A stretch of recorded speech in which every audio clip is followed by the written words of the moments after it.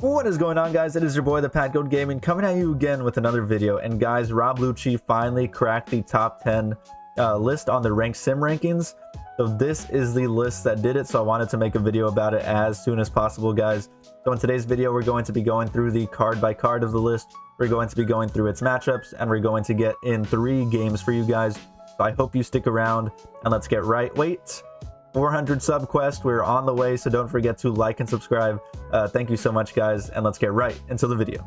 Okay, guys, so here is the list, and honestly, if you're thinking what I'm thinking, it's looking a little funky, it's looking a little goofy, but it might work. I'm gonna give you my opinions after we talk about the card by card, but there's a couple of things that kind of jump out to me as strange. But with that being said, let's get right into it. This dude had to know what he was doing because he has the highest win rate, so it has to be working for him. So, but I'm gonna give my honest thoughts. So if you don't know what Rob Lucci does, when attacking, trash 2 from the top of your deck, give up to one of your opponent's characters -1 cost during this turn.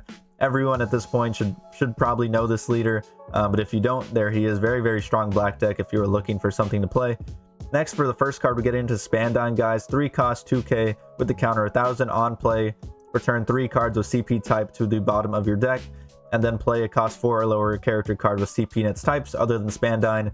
So this is able to get cards like Rob Lucci, it's able to get cards like Khalifa, and any other strong CP cards like the Who's Who are all targets for the Spandine. Next, guys, we have the Brook, 3 cost, 4k, counter 1000. On play when attacking, give up to one of your opponent's characters -1 cost, then KO up to one of your opponent's cost 0 or lower characters. A staple of the deck. This card, I didn't used to like this card because I came back to the game and I saw this card and I thought, it's alright. This card's fucking awesome, guys. This is, for me, an auto include in any black deck. Same thing for Kuzan. On play, draw a card. When attacking, -4 cost to anything. These 2 cards are kind of any black deck you're playing, besides Blackbeard, obviously. You're going to want these 8 cards, in my opinion. Next, we have a Suru, 2k counter, on play, -2 cost to anything. 3 10-drop Kuzans, guys. I haven't seen 3 10-drop Kuzans in a deck since like OP10 or some shit, guys. This is... it's crazy. I haven't seen this anywhere. So I'm very interested. I didn't even get to play this card in the games I played today. Maybe because we played against a lot of rush decks. But what I'm thinking they're doing is trying to maximize their good matchups, like shitting on Bonnie, shitting on Yellow Kid just as hard as you can. And I think this 10-drop allows you to do that. And against like the Zoro and the rush matchups, you don't really need to see it because you have the Rob Lucci. Like, you're fine playing it, but you have the Rob Lucci, so you're not like sacrificing anything by playing this card. So I think it just maximizes your good matchups is what I'm thinking that this guy was going for, or this girl. I don't know, maybe it was a girl. Next, we have Khalifa, guys. 2k counter, on play, draw 2, trash 2, -2 cost to anything. Very nice 2k counter, and only 2 Spandams, guys. Only 2 fucking Spandams. Just because there's only 17 searchable CP cards, and that is not like, you're going to be bricking a good amount with that ratio, because Spandam only searches the top 3, guys. Only searches the top 3. So that is one of my critiques of the deck, is that there's not like either run Spandam or don't half-ass it, in my opinion, because I don't want to be playing this and bricking like 30% of the time. It's just not worth it. So I'd either put this to 4 and add more CP cards, or put it to 0 and then just play other good black cards. Like, you don't need this card if you're not going to be consistently hitting off of it.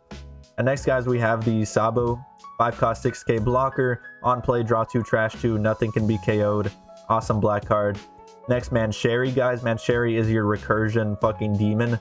It's activate main, rest 1, return 2 cards from your trash to the bottom of your deck, then return 1 cost 3 to 5 black character from your trash to your hand. This just makes your deck so resilient, guys. You can get back Rebecca's, you can get back Rob Lucci's, Kuzan's, Brooks, any other 2Ks that you may need. It's just very, very strong, and if you can establish this and get multiple uses out of it, so good. Next, we have Rebecca, guys. I don't even need to say anything about this shit. Rebecca's just fucking broken.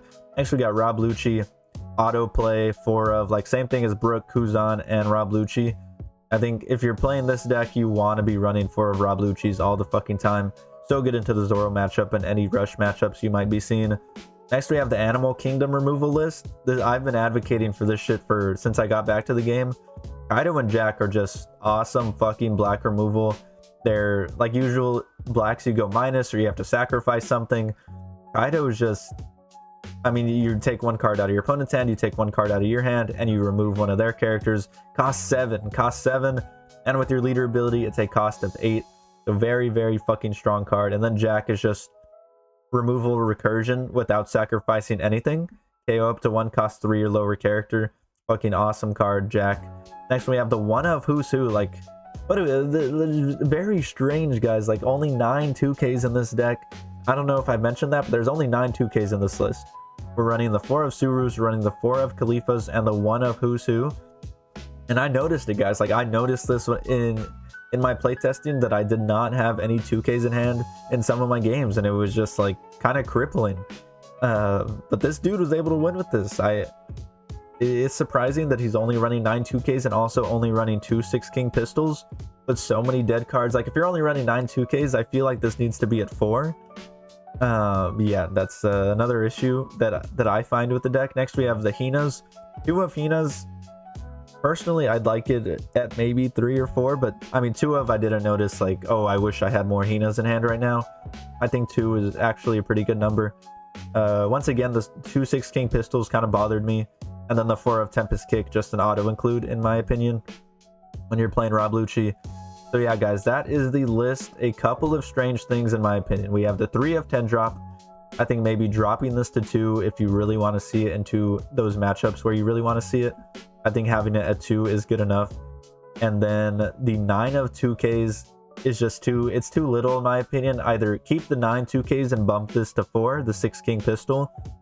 But I think there needs to be more big counter in the deck. I just don't think it's enough right now. And then besides that, I really enjoy... Oh, also the Spandam issue. Either run Spandam or don't. I think half-assing it is not the way to go. Like, 2 when are you ever running 2 searchers? Like, it just doesn't make sense in my opinion. Run it or don't run it. So I do want to make a revision of this list and make a video about it, but I wanted to cover the base list as it made it into the top 10, so it has to be doing something right. So yeah, guys, this list is obviously fucking strong because it made it into the top 10, and that is a hard feat in today's meta. But yeah, this is it, and I want to get into the matchups, so let's get right into that. Let me put that on screen 1 second. Okay, guys, so for the Rob Lucci matchups, he either gets shit on or shits on people. So the two big problems, in my opinion, are the 39% into Shanks and 34% into Blackbeard. Blackbeard, I think you're going to take that. Like, there's just really nothing you as a black deck can do into that. You still have a chance. Like, 34% isn't killer. It's not awful. Like, the 19% Usopp, that's just, you're fucked. Like, there's just nothing you're going to do about that. But the Blackbeard matchup, you're fine with 34%.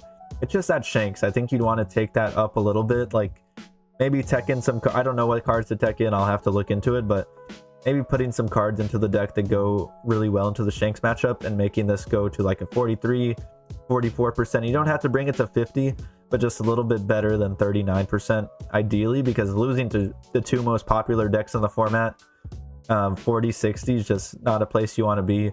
But he shits on so many decks, guys, like 65% into ZORO, 65% into Smoker, 53% into Pluffy, 70% into Bonnie, 58% into Dofi, 50% into his mirror, obviously, 53% into Red Purple Luffy, and 61% into Kid. I think you're willing to take this matchup spread. Just getting the Shanks number up a little bit is what we'd want to see. 19% into Usopp is tragic, but I mean, Usopp's not that popular. If Usopp becomes very prevalent in the meta, 19% will be a huge fucking problem. But right now, I think we're willing to take that L.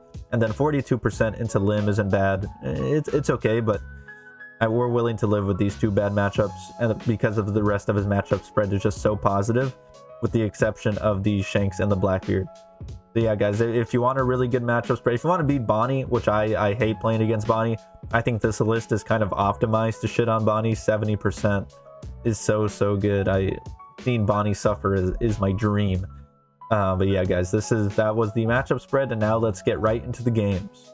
Okay, guys, getting into game number 1 here, we're going up against a Blackbeard. This is not what I wanted to fucking see, but I wanted to play it out just to see how, you know, how this deck can compete against the Blackbeard and how the Blackbeard matchup goes for black decks in general. Here we're going to start out with the Tempest Kick, just get it out of our hand because it's probably not going to come up until very much later in the game, and we want to see I don't know what we want to see in this matchup. It's just tough, guys. It is just very tough. You kind of want to be able to get to that 9-drop Kaido as soon as possible, and then get your jacks. And if we see those, we might be okay. So here we're going to clear his Dock Q. We're going to use the Brook and clear it nice and easy. So Brook in this deck really clears a 2-cost for free, because you have your leader swing, then you have your Brook ability, and then you have the Brook KO ability. A very, very nice use of Brook there. He's going to swing 5 into us. And look at our hand, guys. We have dead cards, and we just drew another 2k off of life, but we had dead cards and 1 2k, and now we draw another Rob Lucci off the top. So our hand is looking fucking brutal, fucking awful. He's already black holing us because he has so many cards in hand, and here we're just going to swing 7 -1 cost and just play down the Kuzan, hoping that maybe next turn we're able to set up for some kind of removal. But once again, guys, like, we need the Jack. We need the Jack to be able to stand a chance in this matchup, because the rest of our removal, at least in early game, is all on play. And unless we can get to the Jack or the Kaido before our opponent just establishes a giant board, we're not going to be able to remove anything. And here, guys, you can see it's already looking fucking awful. He has the Shiryu on board, he has the Van Augur and the Dock Q established. He's black holing us, so we cannot remove anything. And our hand is all fucking bricks. All fucking bricks. We literally can do fucking nothing other than try to establish bodies for future, like later in the game. Here we're just going to try to clear the Dock Q and then play down 2 Rob Lucci's. They're still 4-cost 6Ks, so it's not the worst play in the world. Obviously, Blackbeard is just tough for this deck. He's going to play down his Lafitte. He finds another fucking Dock Q, so he's going to be able to Van Augur and Dock Q. One of our Rob Lucci's, not what we want to see. Lax is playing really, really nice here. Very good Blackbeard player. He's going to swing 5 into us. We're going to counter out with the Brook, and then he's going to swing 6. We're going to counter out with the Khalifa, and now we have no cards on board. We have no counter in hand, and all we have is we can play the Kaidos finally. But I think you really want to see first in this matchup, just so you can see those Kaidos and Jacks on curve. I think that's probably how you get your wins as a Lucci into Blackbeard, is just seeing those Kaidos and Jacks. We've seen no Jacks. We've seen all of our on-play abilities, and it's just been fucking tragic, guys. We're not going to win this game. He's going to swing another 5. We have to take that. Another non-counter. He's going to swing another 5. We have to take that. Another non-counter. And he could have put 10 down on his Dock Q here and gone for game if he wanted to. And he would have won easily. Easily. 0 counter in hand. And we draw another non-counter off the top. And I really wanted to include this game in the video particularly, because I think it shows off, like, you need to be running more 6 King pistols, or else this is going to happen to you. Not consistently, but consistently enough that you just feel like you're fucked. And then we just GG, go next. I think that showed why we need more 2Ks and more 6 King pistols in the deck. Here we're gonna, and then another problem with the deck, the Spandam search is just gonna brick. Like, we're only running 17 searchable CP cards, and it's not what we want to see. Here we're gonna swing 5 into the Luffy, -1 cost on the Koala. And we're going to get a really nice start here against the Luffy player with establishing the Brook early. Now, our on-play abilities will work this game, guys. They will actually fucking work. Here he's going to swing 6 into us. Luckily, we have a 2k in hand. We're going to counter out of that. And here we have an interesting turn here. We can either choose to remove the Sanji. Like, we can play down the Khalifa, -2 cost of Sanji, and then go from there. But I think we want to establish the Kuzan and just leave the Sanji on board for this turn and set up for a nice removal turn the following turn. Here we're going to play down the Kuzan, find a Jack. Jack is a very nice card. That is exactly what we want to see in this matchup. Here he's going to swing for 6. We're going to 2k out of it. Obviously, he has the 4-cost ZORO. He's going to swing 7 into us. And then probably another 7. Yeah, another 7. We're going to take that. Stay nice and healthy here. We trigger the Tempest Kick and just going to remove the Sanji for free. That's a very nice trigger out of life there. Very fortunate for us. Here we're trying to clear the ZORO and clear whatever the ZORO is able to play here. So we want to swing 5 into the ZORO, -1 cost on... swing 5 into the Luffy, -1 cost of ZORO. And here we have 7 Dawn available, so our plan is to clear the ZORO and then be able to clear whatever he plays off the ZORO with the Kuzan and the Brook ability. Let's see what he plays down here. He's going to elect to choose nothing, maybe because he knew... Like, I doubt that he had nothing in hand that was playable, but I think he knew that our Kuzan and our Brook would just be able to KO it for free. Here we're going to swing with the Kuzan, electing to just be a little bit more aggressive. And even if he clears it, like usually when you're playing against a Luffy player, you're going to be able to clear whatever they play with the Jack, so I don't need that -4 cost ability. And even if I did, then it is what it is. Here he's going to swing 7 and 9. We're going to take both of those. Here we have 1 2k in hand. We find the Kaido, and we find another Jack. So we're going to -1 cost of Zoro. We're going, and he's at 1 life, guys. He's at 1 life, so we can put a lot of pressure on him here. What we're going to do, we're going to swing 8 into the Luffy, make him give us 2 2ks, and then we can clear the Zoro with the Kaido and be in a really nice spot to go for game next turn. So he's not going to be able to use the Zoro ability. He's going to have to discard a card from his hand, and he just gave us 2 2ks. Here he's going to play down the new gate, remove our Brook, and then swing into face. And we have to take this. We do not have enough counter. And then we, like, look at our hand, guys. Like, so many dead cards. I wish I had a 6 king pistol just to make me feel a little bit safer. We're going to swing 9 here, and then we're just going to take the game. So pretty nice showing for the deck. I think it performed really well into that matchup. Next, we're going up against a Zoro player. Let's see what the Zoro is able to cook here. He's going to play down his Nami. He's going to find a Bad Manners Kick Course. And that is a very nice card for him. Here on our 3 Dawn turn, luckily we have the Brook again, guys. Brook is so nice. I love playing it down on curve. It is beautiful. It is such a beautiful card to see on your 3 Dawn turn. We're going to KO the Nami and be set up to KO. Like, even if he plays another Searcher, we just get a free KO with the Brook. It is very nice. We have the Rob Lucci in hand for next turn. We have the Man Sherry for some recursion. We have a 2k and the 10 drop. Here he's going to swing 6 into us. We're going to counter out of that with the Suru, I believe. Yep. And staying nice and healthy. You're just going to play down the Sanji. We find a Spandam, and we also have the Rob Lucci. So we're going to play down... I think we play down the Spandam and try to find another card. We want to remove the Sanji. And I think we could do it with the Rob Lucci here. So we're going to play down the Spandam. We do find a searchable target with the Khalifa. -1 cost on the Sanji. And then I think we're going to Rob Lucci it. Not the best use out of Rob Lucci, obviously, but you're still establishing the 6k body. You're still getting a body off a board. So I think it is worth it in this situation. I accidentally returned the Rob Lucci here to the bottom of the deck. Not what we wanted to do, but it's going to be okay, guys. So our board's looking nice. We have a lot of pressure with the Brook built up, and we have some Man Sherry recursion for next turn if he's able to remove any of our board, and we don't have any place for next turn. We're able to play down the Man Sherry, and here he's going to Fire Fist. This is like OP10 Zoro.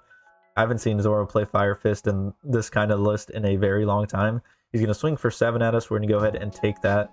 Then we're going into our 7 Dawn turn. Luckily, we find the Kuzan here. That's going to be a very nice and playable card and set up for some big next turns for our following turns. Here we have 3 Dawn left. We could just swing 5 and 5. We could play down the Man Sherry and use her ability. But he does have the Otama on board, so he'd be able to clear it with the Otama, and that is not... I just hate the idea of Otama being able to get any extra value other than the -2k that she did on play. But I think we're going to go ahead and do it just so we're set up for next turn nice and safely. So we're going to use the Man Sherry ability. Once again, I did not mean to bottom that fucking Rob Lucci. I wanted to get that card back. So we just end up taking the Brook here. A Brook will do just as well, especially with the Kuzan on board. Here we're going to counter out of the Otama swing. And then he plays a Nico Robin. Who the fuck is playing Nico Robin? So not what we wanted to see there. He gets a 2k out of our hand basically for free.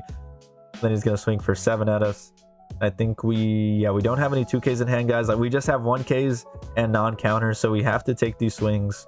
And the 9 2ks is not what I like to see, especially in a more control-y deck. So here we're going to swing 2 into the Otama. Obviously, he's going to give that to us. And we have a couple of plays here. We could play the Kaido and try to remove the Zoro here, or we could play a Brook and like a Sabo. So a couple of different options here. We're going to go ahead and swing the 5 -3 cost on the Zoro. He triggers something. Let's see what it is. He's going to trigger the Fire Fist, so always punished. I think my plan was to play the Rob Lucci and then the Sabo, but I should have played the Sabo before I swung, so the Kuzan would not have been KO'd. But either way, we're going to get the Sabo down. We have the Rob Lucci available, so we're looking really strong here. He has no board or cards in hand, and we are looking very good here, guys. He's going to play down the Dragon. He's going to, and once again, we have no 2ks in hand, just 4 1ks.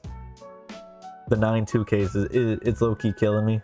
Low-key killing me. And then the 2 6 King pistols. So here he's going to swing for 7.